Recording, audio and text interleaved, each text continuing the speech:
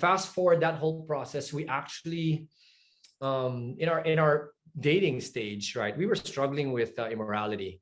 And we've been open in sharing this, so we can share it to you guys here.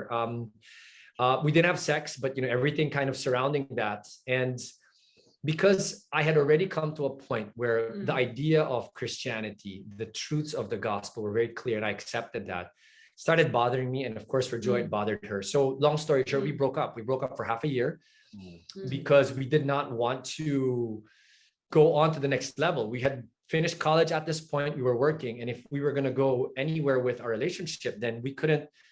I didn't have peace, or I didn't want to know that I was looking at the next stage without stepping back and overcoming that struggle. So and I think it was like, I think it was very clear in our minds that we probably really wanted to get married. But like in my mind, I was thinking, how can God really bless our relationship if we're struggling with the physical aspect of it and it's not pleasing to him?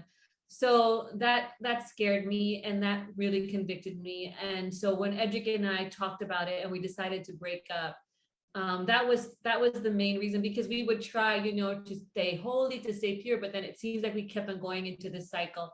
So when we decided to do that, it was super hard, and we really chose not to communicate with each other. And I guess in our hearts, we were thinking, if God wants us to end up together, we will. But in the meantime, we really have to let it go because it's not pleasing to God. Yeah. And part of my thought was, how can I ask God for his go signal to the next stage if I'm not honoring him right now, if I'm not doing what he wants me to right now? Does that make sense? So I said, I need to do this even for me, to make sure that my motivations are clear, my mind's not clouded, right?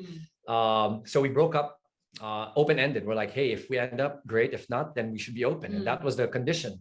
We actually had the condition of maybe not even communicating for the start of that breakup period. And that was hard for me. I think it seemed easier for Joy, but to me it was hard because I remember after just 1 week, I was already working, and my first job was, I would deal with CEOs and trying to relocate them. I was in the office leasing business. So I would be in my suit meeting with these guys, and I would go off to the toilet and cry. I'd be like, oh, this is hard. So after 1 week, I called her and I'm like, hey, I'm willing to change. I'll do this, so that we can be right before God, whatever.